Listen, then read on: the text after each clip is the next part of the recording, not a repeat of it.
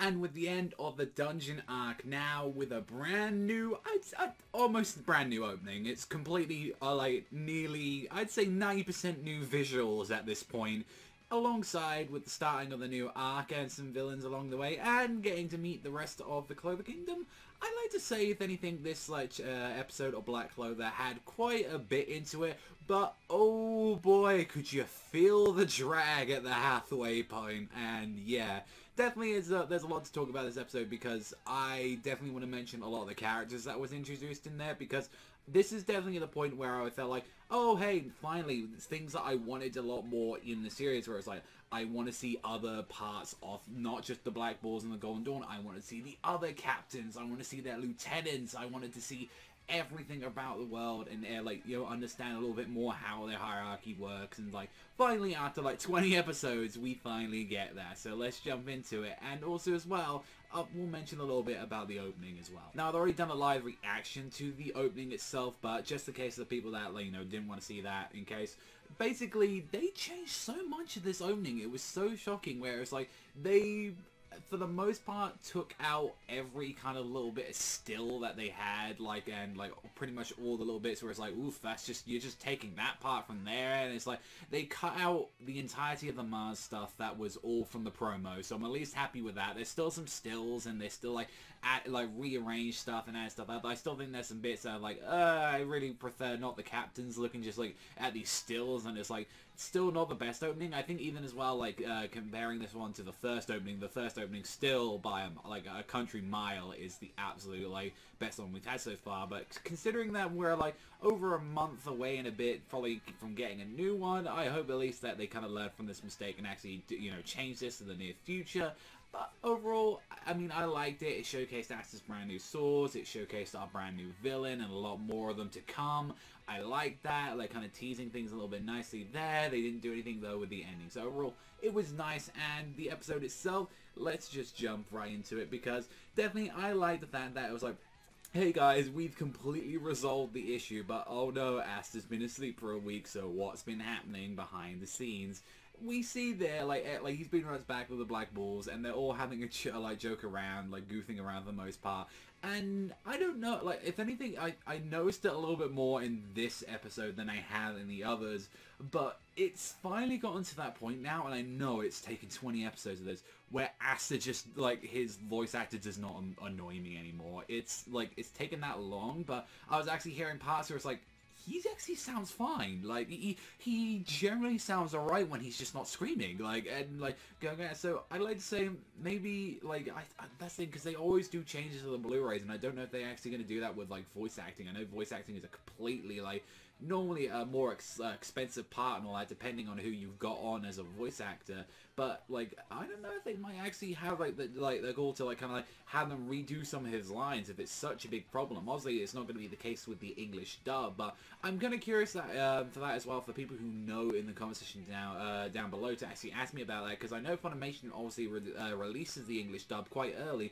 I'm curious as well if they actually go back and change some of that stuff though, like later on, or if they actually get reshooting and kind of like trying to like resort some of that stuff out after they've kind of released the Sama dub. So let me know about that, because that's something generally curious. But the way that Yami comes in, I'm not gonna lie, I laughed my fucking ass off. He just breaks the fucking door down, and he's like, yeah, what's up everyone? And it's like, you could have just used the fucking door, man. You could have just gone, no, oh, by the way, Magic King wants you, and, you know, go around there. Hey, no, I'll just go with him, because everyone else, like, just, no, we're not sending you because you're horrible. Luck, you want to fight everyone in that room. No, we're not doing that, isn't you? You guys have got other shit to do. Magnan, you've got a mission, and no, I'm just not sending any of the others fuckers. So basically, hey, go with, like, here's Asta, here's Noel, go in. And go and sort this out. They do like reconcile like with Yuno, Mimosa, and Klaus, and you kind of see already that it's like after a little time I saw it, you can see like Klaus is a lot more closer to Asta, where he's like, you know what, even if he says this shit to me, like he lets it slide now, and he's like, all right, look, like I'm just gonna be real with him. I know that's how he acts, but definitely the one big change was Mimosa. Mimosa now completely splooshed all over the ground, and now completely fancies him. And it's just like, I know it's anime, but it's like every time it's like I've known him for a week, like for at least like maybe an hour, and he's so dreamy. Like immediately, it's like Mimosa, you barely know the guy. You haven't even asked anything apart from like, oh, he's got.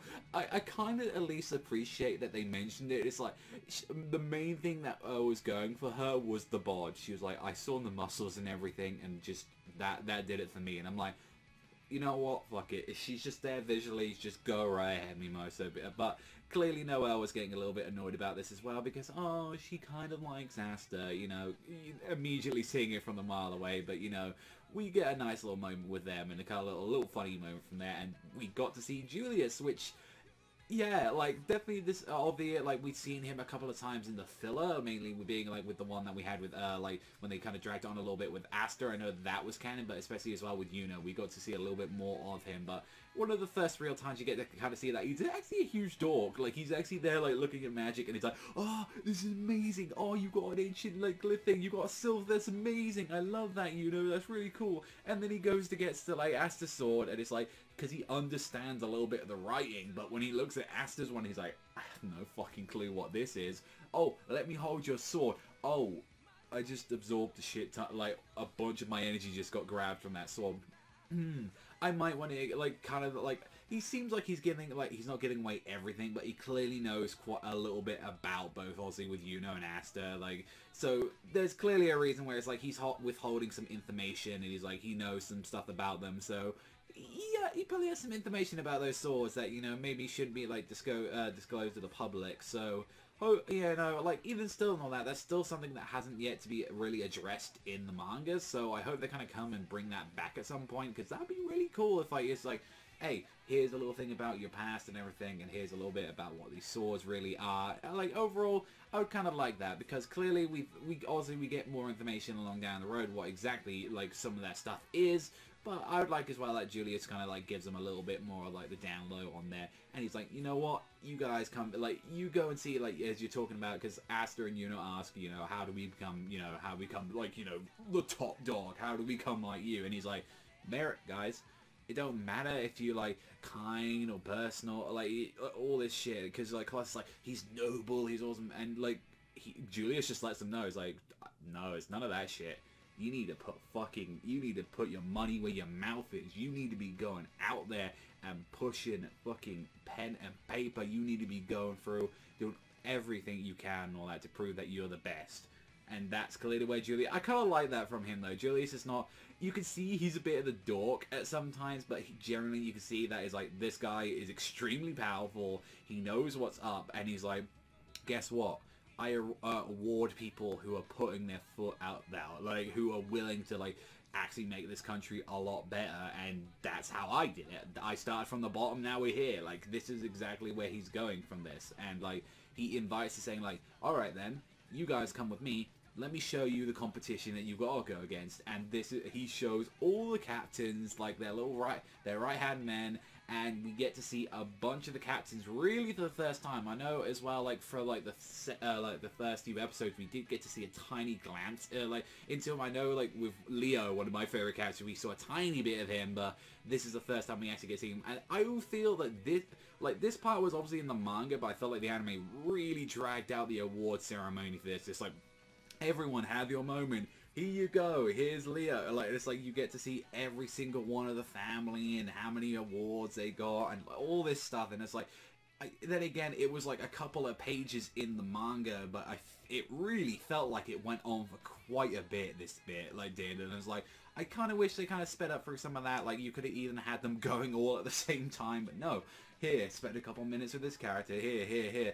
And it's like, you get to see that there's a couple of Golden Daws, and clearly they're the guys that are in the lead at the moment, followed up by, like, from what we get to see with the Silver Eagles and the Crimson Lions, and, like, overall it keeps going down the list on there. So we get to meet a couple of characters, one being on there, Ozzy Soul. She was one character we got to see who's a lieutenant on there, like, Charlotte, I believe her name is. I always forget her, like, that captain's name, like, but I believe it is Charlotte, and she's like, you get to see with her, and it's like, you get little tidbits into them, like, saying, hey, like, this girl's really powerful at controlling kind of, like, earth magic, she's really good at that. Leo, like, has a kind of weird thing for justice, and saying, like, you know, doesn't care, like, I'm gonna, like, just destroy everything if it means protecting everyone. Like, you get to see these little bits about these characters, and then out of all of them, the Golden Dawn ones that got awarded were probably the most lamest out of them. Like, the two, like, weirdo characters on there, and the one playing, like, grr, I'm so angry at everything guy.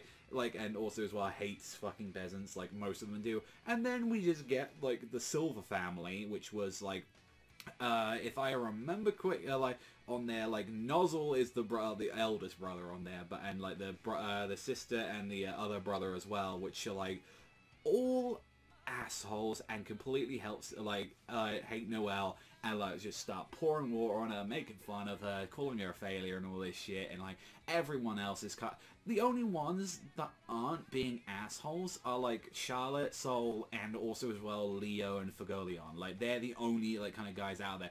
Everyone else is being a massive cunt. Like, everyone is being a huge asshole in this entire endeavor. And, Aster and all them hear this shit, and he's like, oh well, they're calling us peasants. I don't give a shit.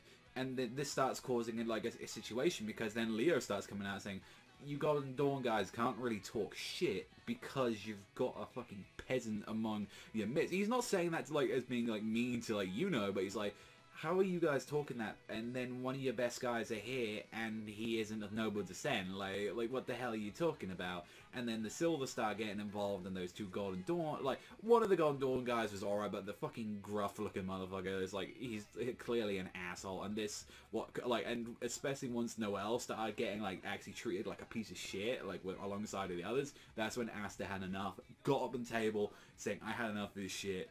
That guy tries to do some sand magic on him. He's like, nah, fuck this. Pull out the blades. And he's like, immediately proclaiming to all of them that he's going to surpass them. So I was like, alright then.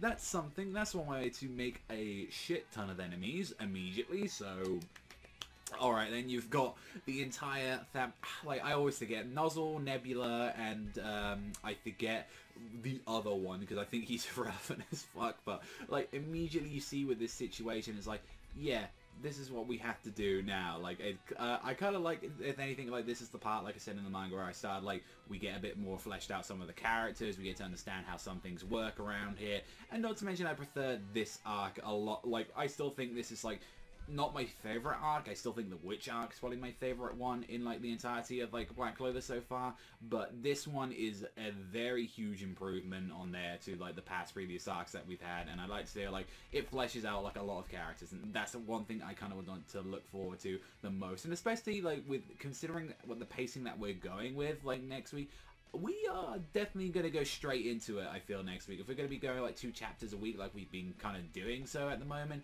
yeah, I definitely, you can see from, like, the little bits of preview that is going to exactly kick off next week, so I'm looking forward to, at least if anything, if this is going to end off with, like, 2 chapters, I'm looking forward to kind of the ending of this and how this one's going to start off. So overall, this was, yeah, definitely a good episode. I think a lot of it kind of helped as well that they changed a lot of things. I think, again, like, there wasn't too much apart from the backgrounds and all that looked really gorgeous, like, at a lot of points and all that. Wasn't any major, like, nice bits of animation on there. It was, like, decent on there. Not to mention as well, there's some funny little parts here and there. And also as well, we finally got to meet a bunch of the other characters, so we're finally extending that list a little bit. It was, I'd say it's a 6. I thought it was a fine episode. Like, it was like, it's definitely a build-up one to, like, things to come. You can clearly see in the previews that shit's gonna hit the fan, and clearly people know with, like, once they've read the manga, it's like, yeah, this just kind of is a little bit of the conduit to everything else to come in the franchise. So, overall, let me know you guys in the comment section down below what you thought about this. But that's all from me. Thank you as always for watching, and I'll see you guys, though, next time.